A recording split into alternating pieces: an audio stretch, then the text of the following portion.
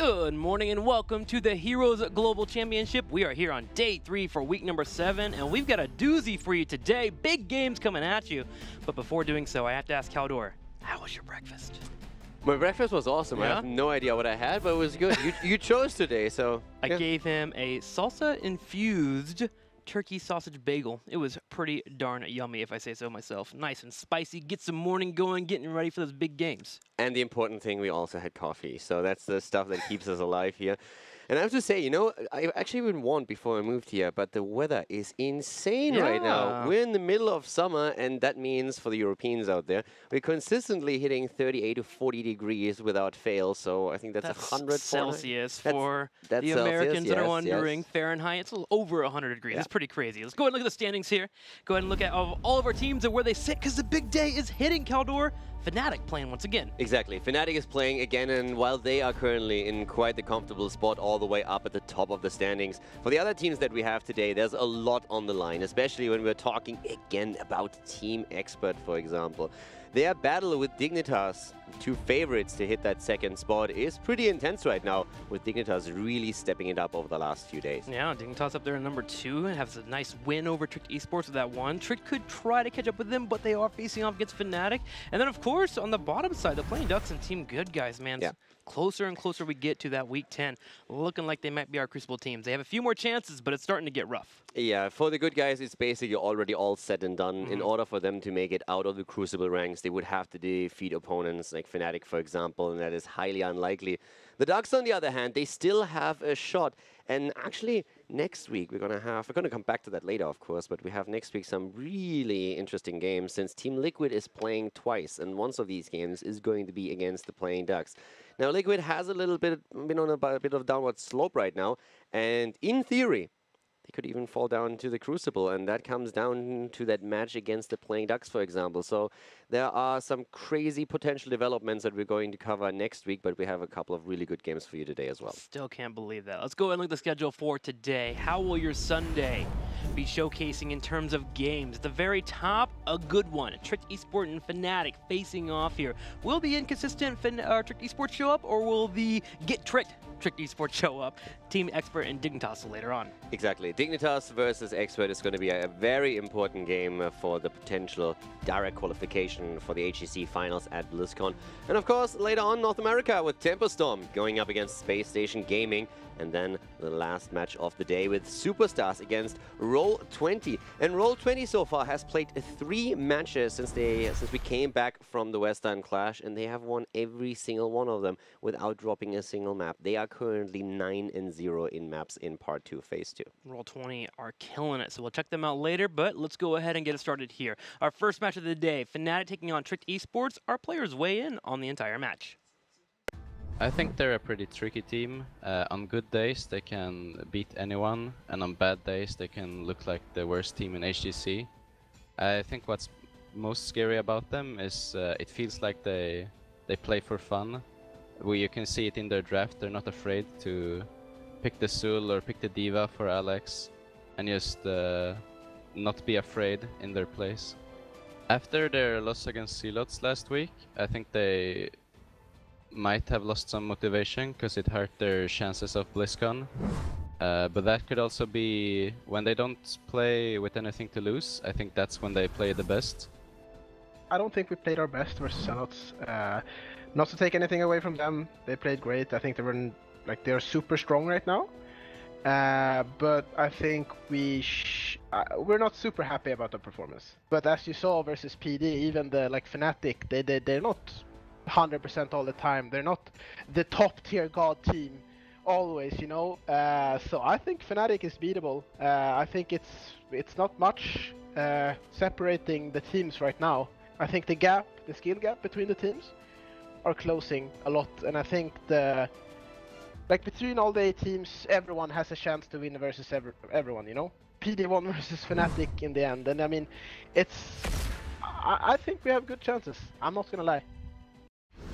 Dude, I love Make so much. He's so optimistic, such a great ball of energy, really synergizes well with the team there. Part of the reasons why it feels like the team is having so much fun lately when they do go for those big victories. Yeah, they're definitely enjoying their games.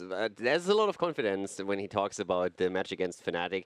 Fnatic so far has been looking quite strong, and the games today could reflect that again, but they seem confident, and if Trick can make that upset happen, that would be fantastic for them, and also put a bit of a damper to Fnatic and tell them that they're not quite qualified for the HGC finals at the end of the year just yet. It's funny because there's actually a chance that Trick Esports can get the victory today against Fnatic, just based on who shows up. They're this team that really seems to climb in skill based on who they are facing off against and depending how they feel for the day. Let's go ahead and look at the cheers here and go ahead and figure out where exactly who the top 5 are for our teams. Dace's 1992 has the #1 spot here with 6,000 cheers for Trick Esports. I mean, I see this for the first time after last weekend. I'm actually a little bit surprised. I thought that Trick had a bit of a bigger fan base there, especially with a roaming Zool making an appearance over and over again in Europe. Pretty hard latching onto that meme.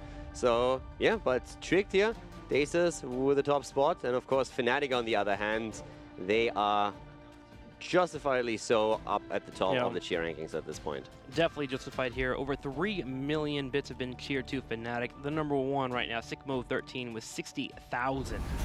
Awesome there. You guys continue to keep supporting the teams, keep moving forward towards that BlizzCon goal that we've been talking about for weeks now. Let's go ahead and get this best of 5 series started. Game #1. What battleground are we going to? It's going to be Cursed Hollow, and this is a Trick special.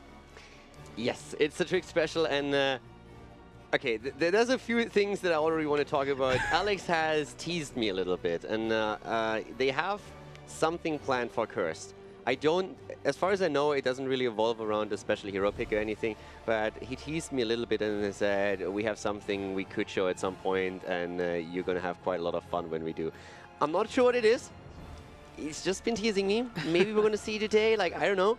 But I am hyped already now that I see the first map. It's just a battleground that they excel at. I even actually went to write down the battleground and I wrote Tricked Hollow instead of Cursed Hollow. I have no idea why my brain did that in any way, shape, or form. I mean, Trick Slayer, calm down. I know. This guy. We're going to Cursed Hollow, man. Things to consider. First off, normally we talk about the globals that are great on this map, Abathur, Dahaka, etc., but you have to think about Trick Esports and what they like to run. They love to force team fights, go in for big flames with warriors like Arthas, the roaming Zool.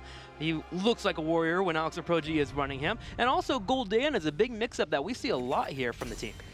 Yeah, I mean, they are also like, they're running the D.Va, they're running Zool, they have D.Va. just their picks that they are comfortable with. And sometimes, you know, they're just saying, I'm joining that hero, I have fun with him, let's just run with it. And they do exceptionally well. It's just, they are a very momentum-based team. If they have fun, if they enjoy what they're doing, if they gain a bit of momentum, they can feed off that quite heavily. Fnatic, on the other hand, they are those stone cold killers. Actually, not quite. They're goofing around quite a bit, but they are definitely on point when it comes to their gameplay. And now, of course, the big question, are we going to see that early ETC once again? But on this map, Fnatic could throw a few curveballs. We have Abathur banned out. We have the Dahaka already eliminated. ETC, of course, has been a huge staple in Europe over the last 2 weekends. And Fnatic, are they going to go for another global? Are they going to play around ETC? And indeed, yes, they do. So we have ETC taken with the... That was the previous Master skin, right? Yes? No? I don't know. I don't know, because I run the country ETC. I like the bells that go off when you mosh pit. I'm expecting a Rhaegar and a Genji here for Trick Esports. Ooh, Rhaegar. I like the 100% beef ETC. Yeah, you just can't beat that. Like, that alone, that sticker at the back, that is just, that's half the battle right there. Bumper stickers make everything great, unless you have too many of them. Only keep 3 bumper stickers, tip of the day. Now, Rhaegar and Greymane picked up for Trick Esports. Rhaegar is a hero that they actually showcased a lot more in the past. They were picking up when he wasn't getting the highest win rates. They just love to pull him off, just like Gul'dan. But Rhaegar, again, growing in the meta. Might as well grab him here, especially when it works for your team. They go for the pack. The 2 wolves already locked down, Rhaegar and Greymane, both of them. And not really wasting any time with their pick here either. Both of them are, of course, pretty fantastic. We've been talking about Greymane a lot in the past few weeks. He's definitely one of the most versatile heroes that we currently see in the game because he offers so much and is very flexible in the way that you want to play him. He offers the wave play that you need. You can use him also, of course, to burst someone down pretty heavily. And Rega is actually pretty similar in the way that as a support, he's extremely flexible thanks to the added wave clear that he offers you. That he is. Fnatic thinking about what follow-up they would like. Typically, when you grab an ETC, you want to have some damage that can follow up his power slides into his engages. They grab the Arthas here, one to take it away from Trick Esports, which is something we don't normally see. We don't see a lot of Arthas from Fnatic, but I like the adjustment based on who they're facing. And we already seen some exceptional ETC and Arthas play just yesterday. It is all about getting those lockdowns, a power slide and a Howling Blast as a follow-up. Yeah. And let's not forget that Vala can be played on this map with very different builds. We have seen a bit more of a focus on the arrow build now, also on Cursed Hollow, just simply because you can sneak those bosses in quite heavily. Of course, there's always a hybrid build to consider that we've seen from Fnatic and also some of the Korean teams, where you still spec into your level 1 Hot Pursuit, but if you plan on sneaking bosses in every now and then, if you're very active around camps, and getting Monster Hunter for Vala offers you just so much more speed in claiming those. Yeah, we'll see what Quetnix does pick up for his build here. He's probably one of the most flexible, I would say, here in Europe in terms of what he's wanting to adjust based on what he wants to move into, based on what his team has, compared to a Chris, where I look at Chris, if there's even an inkling of possibility he can run Hungry Arrow build, you can bet your bottom dollar that he's going to run into it. Uther will be banned out here for Trick Esports, trying to keep away from that Divine Shield into Mosh Pit, the amazing holy cow, a lot of people call it nowadays. Yeah. That's actually like the old one. I think it was when it first popped up that these tools were combined, that holy cow came into play as a term. So it must be 2015. Really? The first time I heard it in like January from Caleres, I thought Caleres was a genius. That was old. That is like 2015. I feel so betrayed right now. You didn't know? I thought Caleres made that up. I was like, dude, you're so smart. You're so funny, Caleres. You and your beautiful red hair. A lot of these expressions that we had are really just a 2015 style. It might have been very European based back then. You don't understand. maybe it didn't get across the pond at the point, but yeah. The foundation in which I stand on just fell apart. It just crumbled. It's not that big of a deal, dude. Like, you don't understand, man. Some things trigger me. That just ruined my day. There's a little bit of a discrepancy between like the term and your reaction. Like, I don't know. All right, the Malthael banned out here for Fnatic. Malthael, interesting. Is there a major reason for that? I guess they want to make sure that Arthas has a good lane. I mean, I guess the lane here, of course, matters, but overall, I would say with the tribute spawning and also a lot of rotations to be expected, you don't really have as much of a dedicated solo lane here than you have on others, especially since we don't see a global just yet. Malthael, then, on the other hand, against the double tank, can really do a whole lot of work, so I think that's the main reason why they did that. Good point here. Fnatic taking out the Malthael. Also, they probably scrimmed against Tricked at some point, and it's just something where they say, hey, they love to play this, so let's just get it out of the way.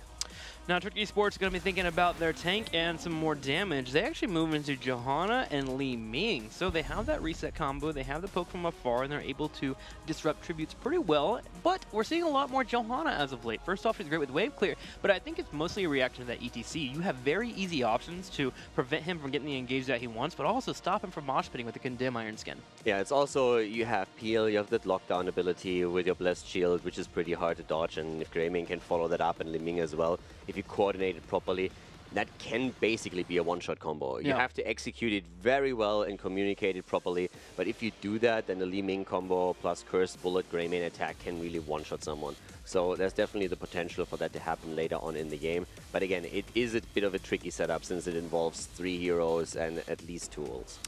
Flanking is something that Trick Esport will probably need to pick up on their fist, something that can come in and dictate a background engage. Johanna does have a hard time moving into fights as she has no major mobility like an ETC and such, and she can be kind of telegraphed. So we'll see that come up soon here for Trick Esport. Fnatic on their side need a support. They're going to move into Tassadar and Tyrande. So Fnatic staying with the Tyrande that we saw on Friday. I really like it. As I said, this is one of those games where we're going to keep close eyes on the stacking process. We are expecting an Owl build here on level 1 and 13. The cooldown reduction that came now in with the last patch makes a huge change for Tyrande. So the Celestial Attunement on level 4 is already fantastic to make sure that you have little cleanse available, you have then a lot of damage output, and of course the utility that comes with your lockdown.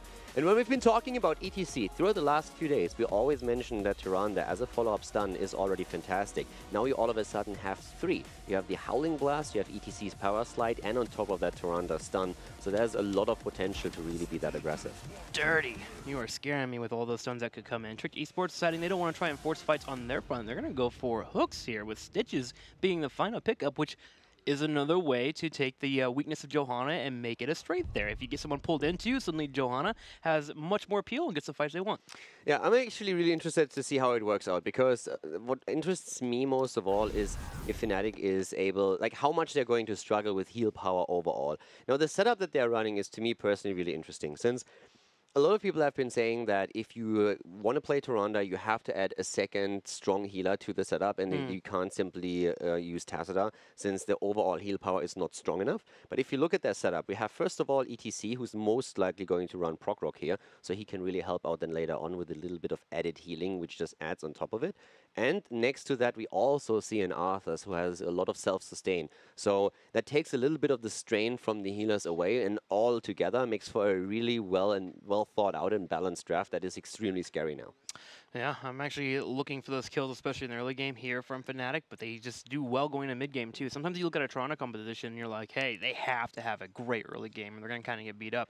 With how Cursed Hollow works and the double bosses being available, I can see them flowing around the map, out-macroing their opponent and doing well. Tricked Esports going to need to have some solid chase and get the engages they want. I actually think the Fnatic's draft is absolutely fantastic, because there's so many things that add to this. First of all, again, the sustain aspect. Yeah. Mitigated, like the problems that Tyrande as the main healer has are mitigated through ETC helping out, through Arthas having self-sustain, and we expect an arrow build out of Vala, which always allows you the option to go into your self-heal after level 13. Then we've been talking about bosses and how you can try and get those pretty fast. Now you have on top of that also like Tyrande adding to the mix. A lot of heroes that can really help you out with that when you're trying to go for a camp, so that's added. And when we're talking about late game fights, normally you are trying to keep... What was one of the biggest downsides of Tyrande? It's a lack of mobility normally, and it's also that she is a bit on the squishy side. But if you have an ETC and an Arthas, you have so much peel available. ETC alone provides so much space for your backline thanks to face melt. So this is a fantastic front line that's going to make it very difficult for Trick to break through and attack the squishies. We'll see if Trick Esports can even attempt to break through Fnatic, as it's time to go ahead and get this best of 5 series started. Game number 1 on Cursed Hollow. Trick Esports versus Fnatic. Who will get the first win? It is one again, time to shine, as we have Tricked Esports going up against Fnatic. Rega played by Knappe. We have Remaball on Johanna for Tricked Esports. Crosby on Liming in our first game. Alex the Pro G on Stitches. And last but not least for Tricked Esports, it's Make on Greymane. That's right, on the right side here in the red, Breeze on his trademark ETC. Always a treat to see that. Wubby playing Arthas, Mexi on Tassadar, Quatnix on Vala, and Schwimpy will be playing Tyrande. It's going to be a fun one. The Swedish boy band here, and of course their first debut single was an absolute hit. I love the, especially like the passion that Wubby showed throughout the entire video. Fantastic solo, I have to say. So I can't wait for the second video to show up. But the first thing that happens is that we actually see some aggression towards the bottom of the map, and Trick immediately backing off because I'm not quite sure where Fnatic is positioned. But as they see Fnatic jump straight up to the top tower, they're turning around and now going for a race. This might be a trade on force between our teams. Vala and Greymane do pretty darn well at breaking down structures if you can hold that front wall. Remember doing your best to go ahead and slow it down with Condemns and a couple of those flashlights while Stitches is in the middle lane. So Trick, I think, actually gets a really good spot here, and is going to force Fnatic to respond a little bit quicker with them having that Johanna on the top side. Now, there's a lot to talk about already when we're talking about talents. We mentioned a few of these things during the draft, but as we see the race for the forts happen, again, trying to point out here that we have Ranger taken as the level 1 talent on Tyrande. So every single stack that you get by hitting a hero with your Sentinel increases your maximum damage by 3%. So this is something that we have to watch out for throughout the game, since good players will definitely go past 60, 70, 80 stacks towards the late game and then really pack a punch with those owls. And once you hit the cooldown reduction with level 13, you can spam them in team fights. I'm hoping to see that, because we have yet to actually have that major moment here with the Tyrande in the HGC. So let's go ahead and watch as Schwimpy attempts to get those stacks. Alex in trouble with Wubby coming in with the flank. A big Howling Blast brings out the damage, and we're going to have Quatnix finish that up. Absolutely fantastic flare also that we saw from Schwimpy there towards the end, locking Rega down and therefore guaranteeing the double kill. So well done by them and setting themselves already slightly ahead. The race, on the other hand, ended in favor of Trick to have taken just a little bit of damage towards the top lane, but it's significant damage towards the bottom side of the map, where Fnatic lost half the HP on their first fort already. Yeah, Fnatic finding a way, though, to mitigate that by getting those kills, those two in the middle, slow down the traction that Tricked Esport had already gained here. Now with Breeze sitting on the bottom side, he's able to delay any push coming his way. The Fnatic is rotating between middle and bottom, while Tassadar soaks top. So they've done everything well here to make sure that Tricked Esport doesn't get in a spot where they grab that fort easily. We also have an adjustment now taken from Shrimpy. I've been talking about Celestial attunements quite a bit, and it's a standard talent to go to normally for most of the European players. But in this case, there's not too many of these lockdowns where that talent actually becomes very helpful. So instead, the Moonlit Arrows are being taken right now to just get a little bit more cooldown reduction. And it also works again to the fact that you have Tyrande as the main healer. Yes, ETC is going to help out with Proc Rock. We have a lot of self-sustain on other heroes, and Tassadar can shield. But when it comes to the actual healing power, Tyrande will still have to work overtime to try and mitigate some of that. And he still moves in and gets kills. Make will fall quickly here with ETC opening up with the power slide. Shwippy bringing out the Lunar Flare and the Hunter Mark, and they're looking for some more here. Power slide's about to be up soon, but the Condemn stops Breeze from getting the catch on Alex Aproji. Tyrande compositions are always highly aggressive, and that's exactly what we're seeing. Great body blocks for Fnatic as they're going for Emma Baller. They're body blocking him completely from the gate, and this is another kill as Fnatic goes for 4-0 in kills, takes a level lead and heads into an early level 7. Oh, Keldor, do you ever have moments where you're sitting here watching Fnatic play and you're like, I will never be that good. I will never have a team that good. That happens to me every single time I see Breeze on ETC. It hurts a little bit. It's like, wow. They come in, find the pickup. Johanna was doing a good job of keeping Alex Aproji alive there, but sadly, the things that we talked about in draft, the lack of mobility for Johanna, when she gets body blocked, she actually can get locked down. And between Arthas and ETC, they got some big body mass. They're able to hold her back. There's also another thing that we just saw when both of the teams are going for that camp. We saw the Owl flying cross map and spotting Tricked Esports taking their own night camp. And this is actually something that you need to use Tyrande for as well, because it provides so much vision where you can just safely assume, okay, where's my opponent right now? Where should they be? Where could they be and where should they be? And Shrimpy just immediately identifying, probably they are around the camp. Let's have a quick look. If they're taking it, maybe we can invade. Maybe we get an advantage out of taking our own camp right now. Just shows the game knowledge where they know where the opponent is, they confirm it, and that gives safety to the other players on the map since they know where Tricked is hiding. Well, so about the second tribute now, as Tricked is currently on this top left side floating around. Quackness is going to go ahead and bolt forward here with Breeze on the side, making sure that Stitches is away from the area. He's able to get that nice trade on top of Greymane, but the hook comes out. Alex looking for kill. Quackness, he may have overextended, and he has. Quacknick's down and Shrimpy's low. He's nearly going down here as Alex moves in with the Condemn once again, or Arema is, but not the kill confirmed just yet. Wobby, on the other hand, up to the top is low, and he dies too. Tricked Esports knocking on the door of success here, saying we are not gonna roll over and die here. We are actually here to fight. They take the tribute, they go for the wall up at the top, and with that double kill, they picked up a lot of momentum. That they do. They open the turret on the top side, and the experience that they were about half a level behind on is now starting to be mitigated. They're on their way to a nice amount too with soaking the middle lane here, which should get them closer to that level 9. You know, one of the things that you pointed out earlier, watching players and just saying to myself, it's amazing how good these guys are. For me, this is really when I watch someone like Breeze on ETC, for example, again trying to open up an opportunity here, but also Shrimpy on Tyrande. The amount of owls this guy has hit and the amount of damage he puts out, his positioning is fantastic. It is so tempting to jump on Tyrande and say, oh my god, this hero is so OP.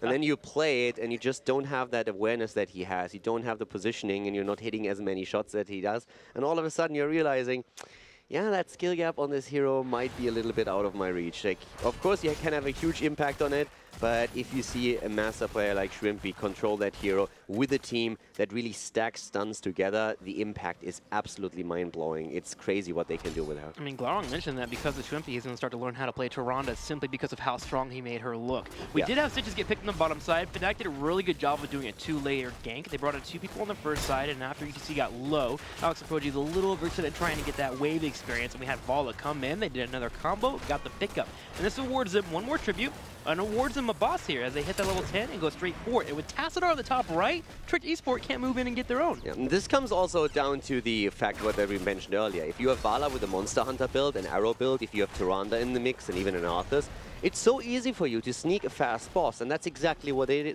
did.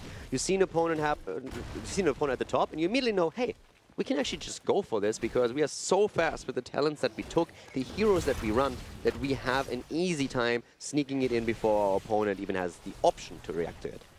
Well, Fnatic in a spot here to get ready for a curse here. The next one will be, the next creep coming up will allow for them to get that curse, so Trick is going to have to fight. In fact, they're trying to force a fight here in the middle. They go out for a hook and find a Smexy, but with the dimensional shift, he's able to get away.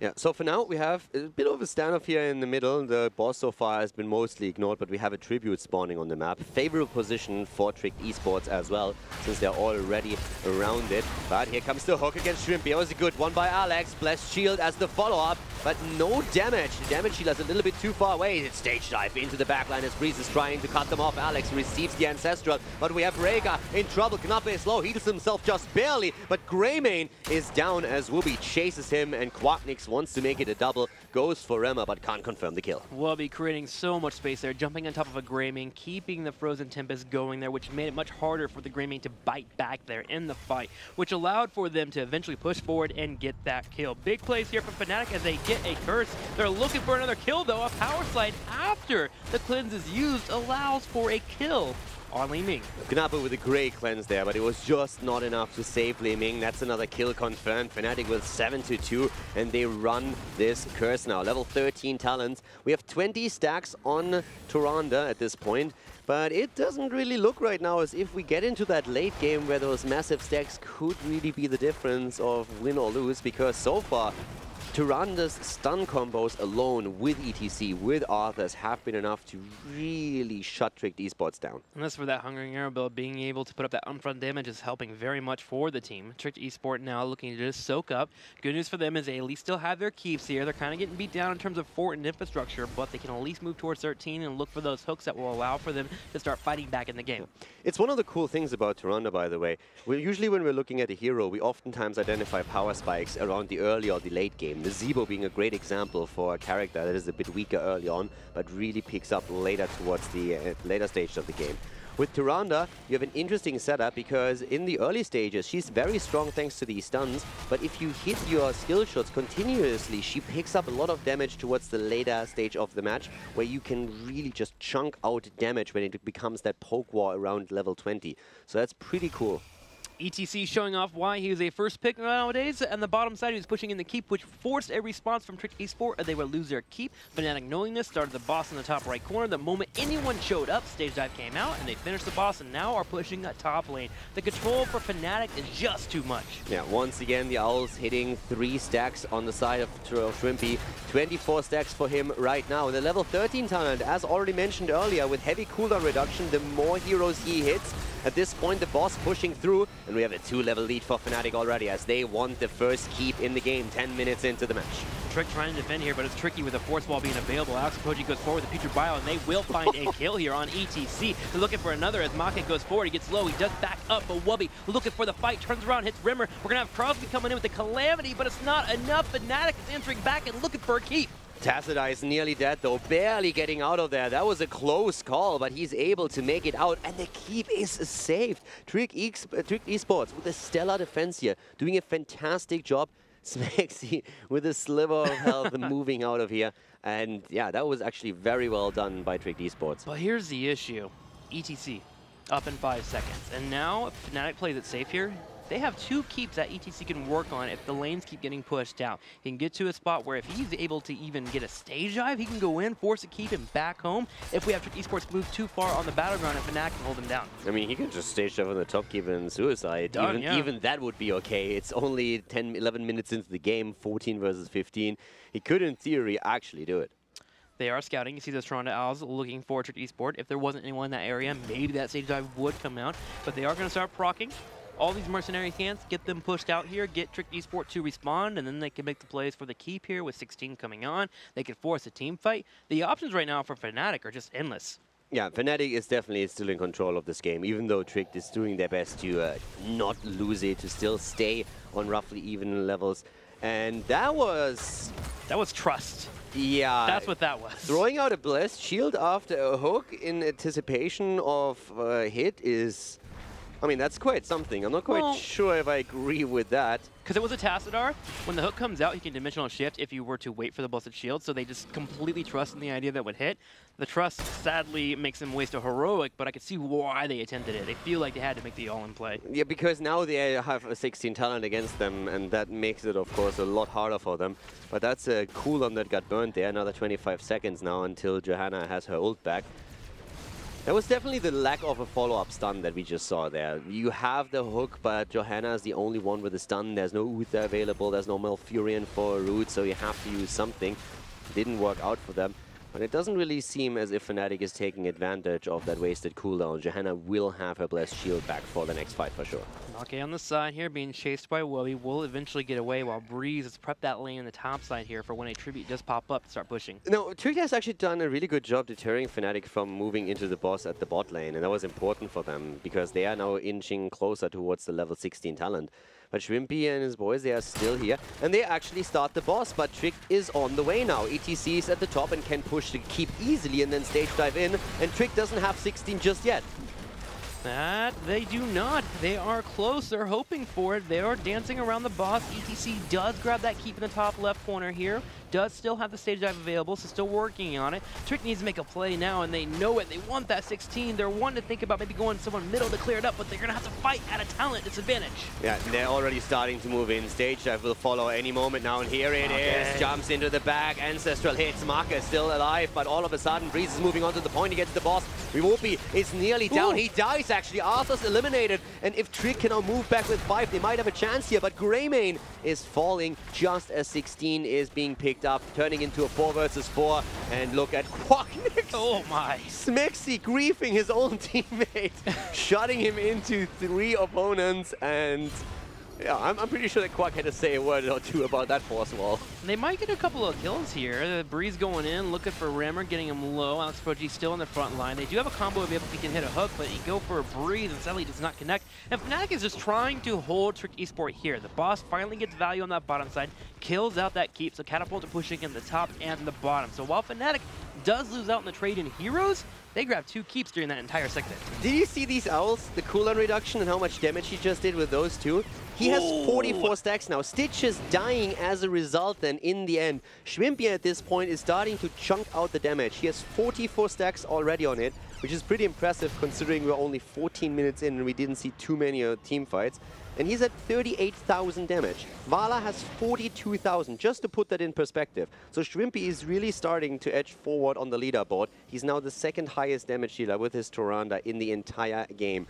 Quacknix the only one that's ahead of him, and Li Ming with 36,000 coming in 3rd place. All right, Keldor, I'm going to go ahead and stop you. You're going to be done talking about that, because I want to go home and play it before it gets nerfed, okay? Let's not talk about it for the rest of the day here, as the boss gets grabbed by Fnatic in the top right. Keep in mind, I warned you that it looks a little bit different when one of us plays the I'm going to go home with 10 stacks and then tweet you, what the hell, Keldor? It's a little bit different when someone like Shrimpy plays the hero. All right, fair enough. Is this a boss push for the core? I mean, right now you can definitely... This is the thing. The core is taking a little bit of damage. You can try and get a kill here, but you don't have to commit to it because there's a tribute that just spawned, so Fnatic can take the curse. And they're so close to 20 that it might be actually advantageous for them to just say, push them back with the boss, get the curse, hit 20, and then push with level 20. But if they get a kill here, definitely. And the boss alone should, like, no, one way or another, that boss is going to do core damage. The question is just, can they end? Rammer gets blown up. Yeah. Now they can. Definitely here. Boss is already to 3/4 of the health. They're pushing in. Stage dive on the big targets here to follow up the Howling Blast. There's a power slide. A dead Breeze, but Trick might be even more dead here as they're getting poked off. Alex Aproji with the force wall on the side, and the call has been made. Turn around and look at the core. Yeah, they go for the core. They take Greymane down. Once that Johanna has fallen, this was basically a done deal, and now we're just seeing them explode one after another. The core is done as Fnatic takes game number 1. Curse solo against Trick Esports.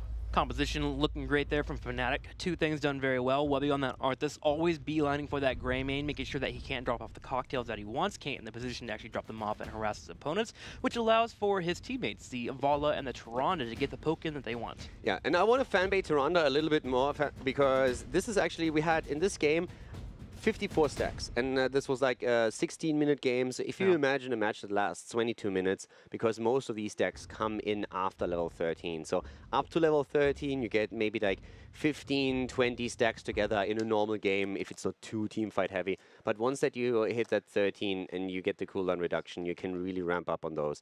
And you could see how much damage he was doing with that poke in a team fight, especially since Tricked is moving away from the boss in a straight line, and then Tyrande gets hit after hit in. So this is pretty cool. And the reason why that hero is so awesome is because it's really a hero that has a high skill ceiling. There's a lot of things you need to take care of if you play Tyrande. So compared to other heroes, it is a lot more difficult to really get maximum value out of the hero, which can make it pretty difficult to play it if there's no organized team behind you. But I'm super happy that she's back, because this early game that she always excelled at is now also like emphasized even more by a late game advantage that she can get if you play well. And that's pretty cool to see. So I hope that we see her a little bit more. In this case, worked out for Fnatic, but I definitely wouldn't mind to see her a bit more often. Yeah, it's actually cool to see that on full display. The perspective that we actually get to see is that there was a 20k advantage in hero damage from the Volatile of the Tyrande. As we got towards the end of the game, there was only a 5k advantage, which meant if we went another 2 to 3 minutes, Tyrande may have been the #1 damage dealer in the game. Wow. Let's go ahead and go to game number 2 here. Which battleground will we be playing on? It will be Sky Temple if Fnatic gets the choice. Yeah.